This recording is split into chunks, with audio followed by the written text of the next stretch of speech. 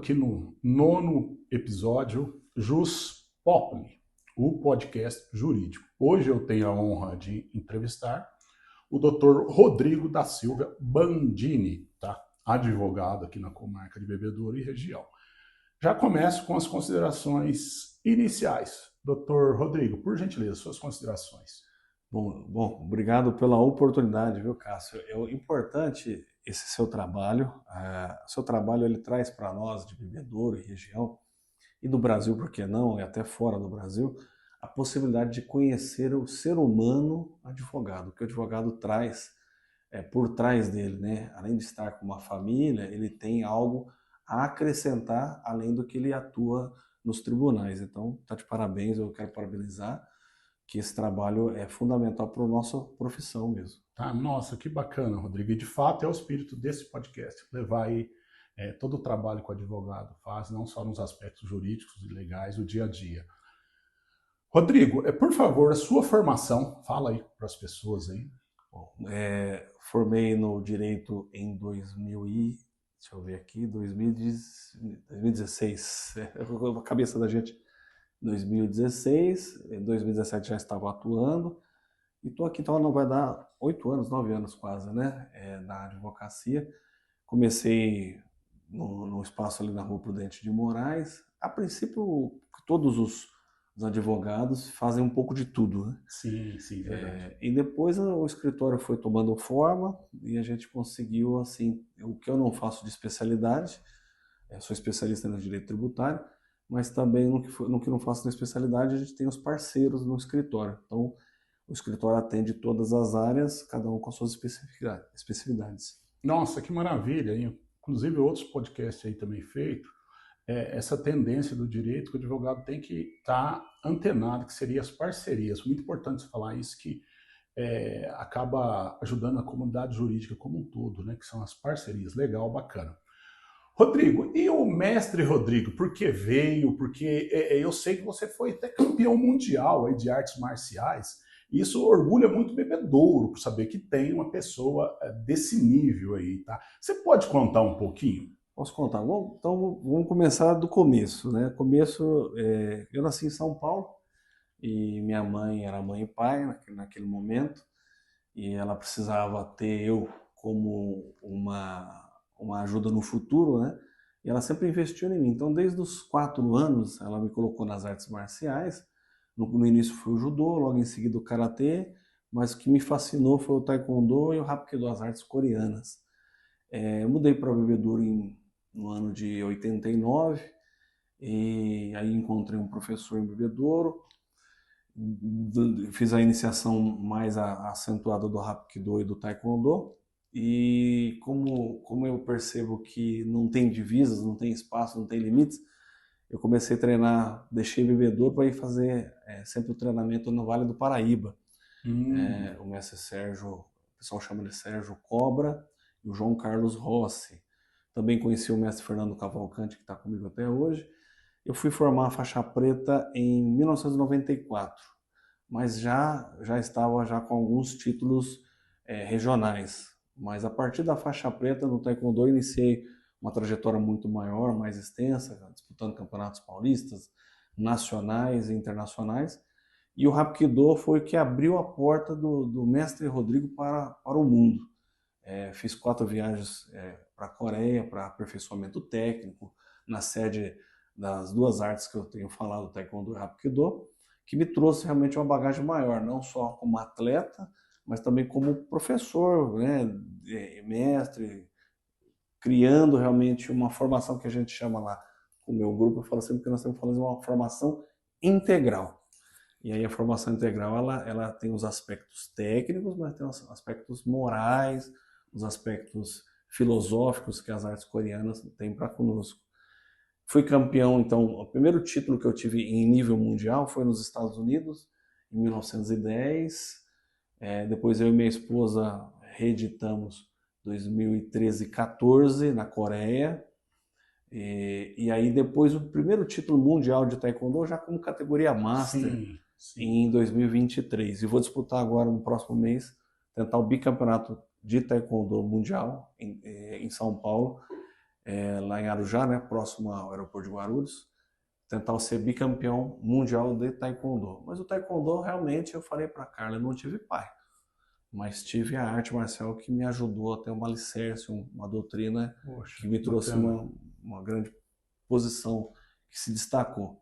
E depois ela migrou até para a política, né? Por isso que o mestre Rodrigo, como você falou antes de a gente iniciar a gravação, o mestre Rodrigo foi algo que era muito forte, porque tinha um trabalho social nas escolas, na prefeitura, e aí a população queria a minha liderança na política. Então eu fiz uma primeira campanha com êxito, fui legislador de 2009 a 2012. Sim, nossa, que bacana, que história linda, que performance. Uma pergunta agora é curiosidade, saindo até um pouquinho aqui do tradicional, que os seus desafios são muito. Aí você vai para a Coreia lutar. Você se defendeu lá em termos de língua lá com o inglês? Só para entender, que eu sou curioso. A esposa do mestre coreano que a gente tinha ligação, ela falava espanhol, Sim, né? tá. Então aí ajudou, porque então os coreanos falavam, ela fazia a tradução em espanhol, e a Certo. gente, no brasileiro, é muito assim, se adapta ao portunhol e Que vai e foi dando legal. certo.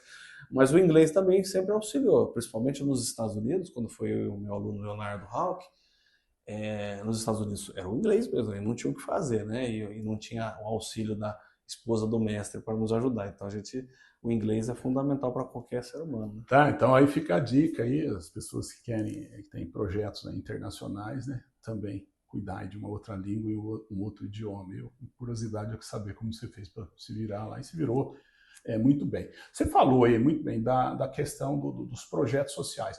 Você tem uma ONG também voltada a projeto social? Isso é muito interessante. Olha, nós temos assim, eu sou presidente da Confederação Nacional de Hapkido e da Liga de Taekwondo do Estado de São Paulo, né?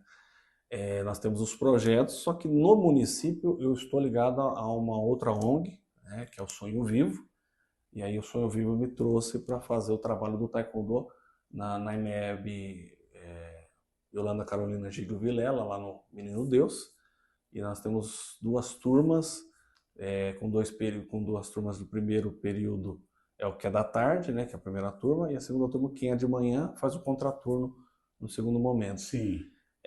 Mas eu fui o idealizador desses projetos, para quem ainda nem sabe, o arte marcial nem estava como está hoje dentro das escolas. Eu fiz o primeiro projeto social nas escolas, foi na administração, na época era o Davi, né? Doutor não, era o Davi Pérez Aguiar. Nós fizemos o projeto no início do governo dele, e eu dava aula no João Pereira Pinho, no Leles do Amaral Campos, no Conrado. Tinha em Bebedouro, naquela época, com aquele primeiro projeto homologado pela Departamento de Educação, nós tínhamos 1.600 jovens inseridos no Taekwondo. Era superior até aos outros esportes juntos. E aí nós levamos atletas para campeonatos regionais, nacionais e até internacionais. Fizemos esse trabalho. Aí depois ficou um tempo, a política ela promove, mas ela também puxa o tapete. Eu fiquei 11 anos fora de qualquer projeto social, mas desde o ano passado eu retornei e já colocamos as crianças em destaque de novo e estamos com um projeto aí. Nossa, que linda, que história bacana. Rodrigo, por favor, me fale aí, dentro da sua ótica, da sua visão holística aí, para um profissional de direito, aquela pessoa que quer estudar, quer advogar, ou que já está advogando, que está começando, quais são os ingredientes que você vê aí para a pessoa se tornar um bom profissional do direito? Olha, então eu vou usar o que a arte marcial me trouxe para eu estar com o escritório trabalhando até hoje.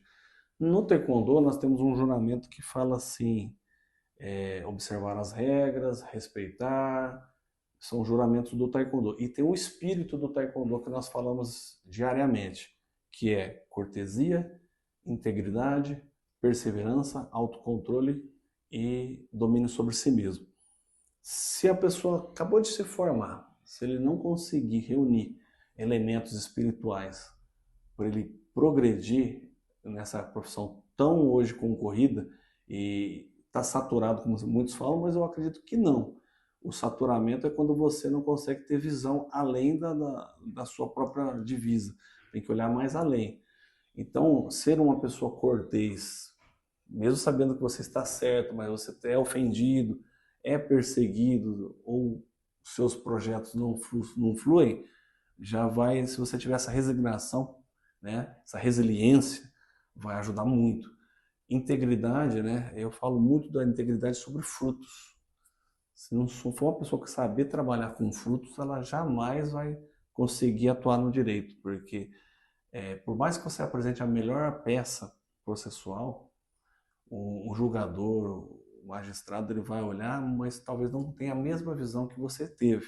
Você tem que perseverar, por isso com frutos que você já tem, é onde você sustenta para seguir. Frutos são resultados, né? Primeiro resultado, segundo resultado, tem que somar a sua história e continuar sendo uma pessoa íntegra. Não precisa se corromper. A perseverança aí vem como algo insistente. Perseverar, insistir até conseguir. Na Coreia, os mestres ensinam assim: você treina uma técnica 1000 vezes, mas a gente que é latino, sangue latino, que quer sempre inovar, sempre fazer coisas diferentes e não perseverar naquilo que é tão sério e tão básico, se fizer a mesma coisa, mas com várias formas, criar várias formas para aquela mesma coisa, talvez vai dar mais certo do que você trocar a sua visão. Então, o mestre coreano falava isso e eu sempre aplico lá no escritório, perseverar na tese. Só muda o jeito de apresentar a tese. Mas a tese é a mesma. Se ela já deu certo uma vez, ela pode dar 2, 3, só que você tem que inovar na mesma técnica que você já tem. O autocontrole, como a arte marcial sempre prezou, é algo também essencial. Porque quantas vezes você vai enfrentar o Ministério Público, que às vezes está do outro lado da história, até mesmo o magistrado, ou o desembargador, enfim, ou um outro advogado, um outro profissional que talvez não tenha a mesma conduta ética na profissão, pode trazer para você algum desequilíbrio. O autocontrole, né, é algo essencial. E aí eu falo sobre a respiração, né, saber respirar, fazer o trabalho de respiração, se preparar antes da audiência, né, que começou agora. Às vezes a audiência dá aquele cara frio. Se prepare, respire, se concentre, coloque os tópicos, não saia daquilo que você desenhou que seria a sua participação na audiência, fique focado. E o último, né, que é espírito indomável. Eu falo muito sobre o espírito indomável assim: espírito indomável, você tem a razão, lute por ela até onde você estiver aqui, mas sempre com os 4 princípios anteriores bem fortes, para que você tenha o espírito indomável, mas não significa um espírito que queira brigar, mas um espírito que saiba defender o seu ponto de vista até os últimos limites. Então é isso que a arte marcial foi muito positivo para mim nesse sentido. Que bacana, foi assim, um podcast interessante. E você volta a dizer que essa visão holística, né, decorrente até mesmo das atividades do esporte, você consegue trazer todo esse conteúdo para o direito e seguramente eu assino aí embaixo de tudo que você falou, né, que em linhas gerais seria o equilíbrio, o foco e o equilíbrio das artes marciais aplicando ao direito. É muito interessante, gostei demais. E agora nós estamos encerrando aqui o 9º episódio, Jus Populi. Eu quero ao final, só me aguarde até o final, mestre Rodrigo, que irei presenteá-lo com um livro aqui da minha autoria sobre liderança e sustentabilidade, certo? Será entregue ao mestre Rodrigo. Enfim, finalizando agora então o Jus Populi, 9ª edição.